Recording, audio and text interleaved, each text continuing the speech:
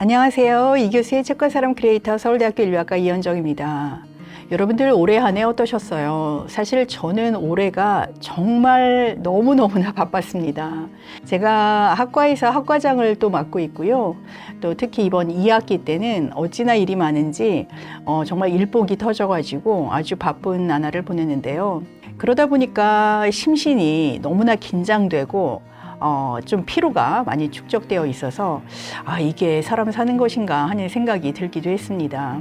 그런데 이런 마음의 상태 혹은 이런 몸의 상태에 정말 좀 편안하게 도움이 되고 또 저를 다시 좀 깨끗한 어떤 자연스러운 그런 평온함을 가져다 주는 책이 있어서 오늘 가지고 나왔습니다. 바로 켄 리우의 길을 찾는 책 도덕경이라는 책입니다. 이 책은 노자가 썼다라고 알려져 있는 도덕경을 현대적인 시선으로 다시 해석한 책으로요. 우리 현대인의 삶에 어떤 위로와 그리고 평안 그리고 어떤 여백을 가져다주는 책이라고 보시면 될 것 같습니다. 먼저 저자 켄 리우에 대해서 소개하도록 할게요. 그는 1976년생으로 중국 간수성에서 태어났습니다. 그런데 11살 때 미국으로 이민을 갔다 그래요. 그래서 그곳에서 공부를 하고 하버드에서 영문학과 컴퓨터공학을 동시에 전공을 하고 그 이후에 마이크로소프트사에서 또 프로그래머로 일한 경력이 있습니다. 그런 다음에 나중에 다시 로스쿨을 가서 변호사가 되었는데요.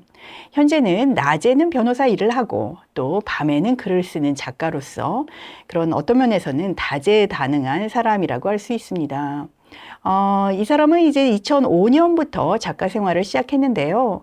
특히 2011년에 발간한 종이동물원이라는 책은 세계 SF 분야의 3대 문학상이라고 할 수 있는 휴고상, 네뷸러상, 세계 환상문학상을 모두 석권하는 그러한 기력을 발휘하기도 했습니다. 도덕경은 여러분들이 이미 들어보셨을 수 있는데요. 기원전 400년경에 중국의 춘추 전국시대죠. 그때 여러 나라들이 분할되고 또 서로 많은 전쟁이 이루어졌던 시기인데요. 그때 또 중국의 많은 사상이 이제 꽃피우기도 했습니다. 그때 이제 노자가 지었다라고 알려져 있는 책으로요. 이 도덕경은 도의 경과 덕의 경 이렇게 두 부분으로 나뉘어져 있고요. 그리고 전체가 5,000여 자 정도 되는 아주 짧은 아포리즘으로 구성된 책입니다. 이 책에서는 주로 무의자연, 그러니까 어떠한 인위적인 일을 하기보다는 자연스럽게 내버려두는 삶을 칭송하고 그리고 고요함이라든지 겸손함이라든지 하는 그런 삶의 자세들을 알려주는 책인데요. 이처럼 자연의 순리를 강조하는 이 책은 2500여 년 동안 우리 인간의 삶에 많은 지혜와 그리고 평안함을 가져다주는 책으로 고전으로 자리 잡았습니다. 여러 종류의 도덕경의 번역본이 있겠지만 이 책은 제가 볼 때 두 가지 정도의 아주 좀 남다른 특징을 가지고 있는데요. 먼저 이 책을 번역하게 된 게 켄 리우가 어느 순간 더 이상 글을 쓸 수 없는 지경에 이르렀다 그래요. 이제 작가들이 겪을 수 있는 어려움이죠. 그런데 켄 리우가 글을 쓸 수 없게 된 이 지경에 이제 노자의 도덕경을 이제 떠올리고 이 책을 번역하기 시작했다고 하는데요. 그러면서 그 자신이 경험했었던 이야기가 이 책에 들어 있습니다. 그러다 보니까 어떤 면에서는 아주 오래전에 쓰여진 책이지만 우리 현대인의 감성과 또 현대인의 상황에 대해서 어떤 면에서는 좀 대화하는 듯한 그러한 글로 적혀 있고요. 특히 이 책에는 노자의 도덕경의 내용을 해석하는 것을 넘어서 장자에서 가져온 이야기들이 중간중간에 이제 들어 있습니다. 그러다 보니까 우리가 도교 사상이라고 하는 그 사상을 조금 더 입체적으로 느낄 수 있다는 장점이 있습니다. 또 한 가지는 이 책은 아주 쉽게 쓰였습니다. 우리가 어떤 고전에 그리고 어떤 중국어로 된 그러한 글을 딱딱하게 해석하고 우리가 막 해독해야 하는 그런 책이 아니라요. 원래 영어로 쓰였던 것만큼 근데 이제 그 영어를 다시 한국어로 번역한 책이죠. 그러니까 어떤 면에서는 아주 쉽고 현대인이 읽기 쉽게 아주 평이한 언어이자 소박한 그러한 표현으로 이루어져 있어서 여러분들이 읽으시기에 전혀 부담이 없는 책이라는 특징을 가지고 있습니다. 오늘은 제가 이 책에 대해서 소개를 하는 것보다는 이 책의 내용 중에서 도의 경에서 다시 말해서 도의 책에서 2편, 그리고 덕의 책에서 1편과 또 장자의 이야기 1편, 이렇게 총 4부분을 제가 천천히 읽으면서 여러분께 그 평안함, 무의자연의 그 느낌을 전달해 드리고자 합니다. 맨 처음으로 제가 읽을 책은 도의 책에서 제3장, 아무것도 하지 않음으로써 행하라 라는 장입니다. 재능을 귀하게 여기지 않으면 경쟁하려는 욕구가 사라진다. 희귀한 것을 귀하게 여기지 않으면 도둑질하려는 마음이 사라진다. 탐나는 것을 과시하지 않으면 사람들의 마음이 차분해진다. 도를 깨달은 자의 다스림은 마음을 비우게 하고 배를 채워주며 야망을 약하게 하고 기고를 강하게 하며 백성을 지식과 욕망으로부터 자유롭게 해줌으로써 술책이 뛰어난 자도 감히 행위하지 못하게 한다. 아무것도 하지 않음으로써 행하라. 그러면 되지 않을 일이 없다. 다음으로는 도의 책의 제16장 뿌리로 돌아감을 읽어보도록 하겠습니다. 마음을 최대한 비우고 최대한 고요해지라. 우주의 만물이 솟아나 자라나고 시드는 모습이 반복되는 것을 나는 본다. 만물은 결국 뿌리로 돌아간다. 그 뿌리를 평화로움이라 한다. 평화로워지는 것은 곧 생기를 회복하는 것이다. 생기를 회복하는 것은 자연스러운 상태다. 자연스러운 상태를 아는 것은 곧 진정으로 이해하는 것이다. 자연스러운 상태를 모르면 그릇되어 재앙에 빠진다. 자연스러운 상태를 알면 잘 받아들이게 된다. 잘 받아들이게 되면 공평하게 되고, 공평함은 만물을 포용하는 정의로움으로 이어지니 그것이 곧 하늘의 길이다. 하늘의 길은 도이니 그것은 영원하고 죽음에도 흐트러지지 않는다. 다음으로는 덕의 책에 들어있는 장자의 이야기 1편을 제가 읽어보도록 하겠습니다. 제목은 쓸모없는 조롱박입니다. 사람들은 종종 도가사상가들이 쓸모없다고 말하는데 그들의 철학에 실용적인 면이 없기 때문이다. 돈은 권력도 부유함도 성공도 이른바 좋은 삶의 장식물도 주지 않는다. 비방하는 자들이 보기에 도가가 바랄 수 있는 것이라고는 일종의 공허한 영적 승리, 쓸모없이 무력한 가짜 자유가 전부다. 도가에서는 그런 비난에 신경 쓰지 않는다. 대신 장자는 다음과 같은 이야기를 들려준다. 어느 날 장자의 친구 해자가 찾아왔다. 잘 지냈나 친구? 장자가 물었다. 별로. 해자가 말했다. 위나라 왕이 조롱박 씨앗을 주길래 심었지. 그런데 덩굴에 열매가 열리더니 엄청나게 커지더군. 얼마나 커졌냐고?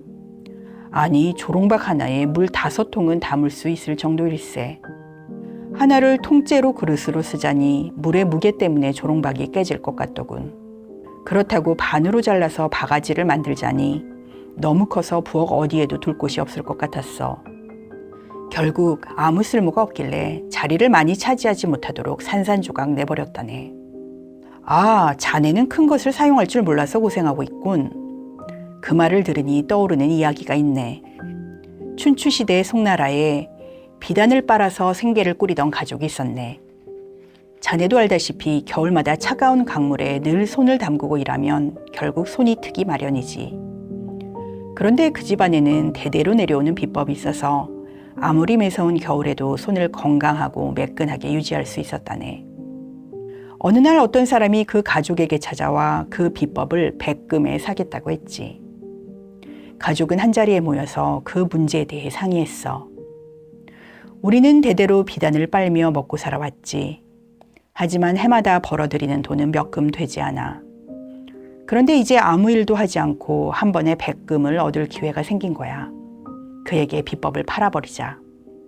그 사람은 비법을 가지고 오나라 왕을 찾아갔다네. 오나라 왕은 월나라 왕과 전쟁을 벌이려던 참이었지. 그 비법으로 만든 연고 덕분에 오나라 군사는 한겨울 방위에서 손이 트는 걱정 없이 싸울 수 있었고, 결국 월나라 군대를 상대로 큰 승리를 거두었어. 그러자 오나라 왕은 비법을 알려준 그 사람에게 자귀와 봉토를 하사했다네. 같은 비법을 가지고서 어떤 이는 비단만 빨고 또 어떤 이는 전쟁의 승리를 안겨주었지. 하나의 물건에는 하나의 쓰임만 있는 게 아니라네. 자네는 그 거대한 조롱박들을 보관할 곳이 없다며 걱정만 하는구려. 왜 그것에 공기를 가득 채우고 서로 엮어서 뗏목의 북으로 사용하지 않는 것인가? 하지만 해자는 흔들리지 않았다. 우리 집 마당에 큰 나무가 한 그루 있다네. 나무 기둥은 옹이가 지고 뒤틀렸으며 가지는 온통 혹이 나서 결함으로 가득해. 좋은 제목으로 쓰기란 절대 불가능하지. 아닌 게 아니라 바로 길가에 서 있는데도 지나가는 목수들이 힐끗 쳐다보고는 2번 다시 눈길을 주지 않는다네. 자네의 말은 꼭 그 나무 같아. 크긴 하지만 쓸모가 없어. 장자가 웃음을 터뜨렸다. 우리의 이 작은 논쟁이 나는 몹시 즐겁군. 좋네. 그럼 이번에는 들판에 사는 족제비를 한번 생각해보게. 녀석들은 풀 사이를 낮게 기어다니며 생쥐와 토끼를 덮치지. 여기 있는가 싶더니 다음 순간에 보면 저기 있고, 때로는 낮은 곳에 있다가 다시 보면 높은 곳에 있기도 하지. 하지만 그렇게 신나게 날뛰다가 결국 사냥꾼의 덫에 걸려서 죽고 말아. 이제 털이 많은 들소를 한번 생각해보게. 녀석은 너무 커서 초원이를 어슬렁거리는 모습을 누가 멀리서 보면 검은 구름으로 착각할 정도야. 녀석은 여러 큰일을 할 수 있다네. 하지만 쥐 한 마리도 못 잡지. 자네는 마당에 큰 나무를 도무지 어디에 쓰면 좋을지 모르겠다고 말하네. 왜 그것을 어느 황야에 옮겨 심지 않는 것인가? 그러면 이리저리 돌아다니다가 나무 그늘에서 쉬거나 낮잠을 잘 수도 있겠지. 자네 말대로 그 나무는 그 누구의 도끼질도 당하지 않을 걸세. 인간에게 아무 쓸모가 없으니 그 어떤 해도 닥치지 않을 거야. 자네와 그 나무 중에서 어느 쪽이 더 자유롭다고 생각하나? 네, 도가사상의 어떤 쓸모없음에 대해서 그 쓸모없다고 생각하는 부분이 어떤 면에서는 더 많은 자유를 누릴 수 있는 그러한 영역을 펼쳐 보일 수 있다는 점을 장자의 이야기는 들려주는데요. 그러면 마지막으로 덕의 책에서 한 부분을 읽으면서 마무리하고자 합니다. 제40장 친절하지 않은 자에게 친절하다라는 부분입니다.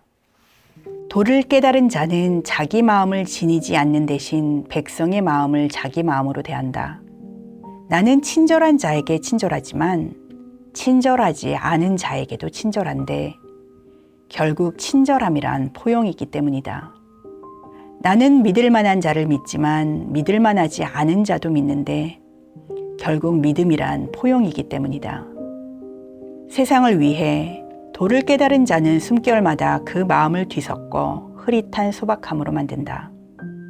백성은 보이고 들리는 것에 집중하지만 도를 깨달은 자는 백성 모두를 갓난아이의 온전함으로 돌려보낸다.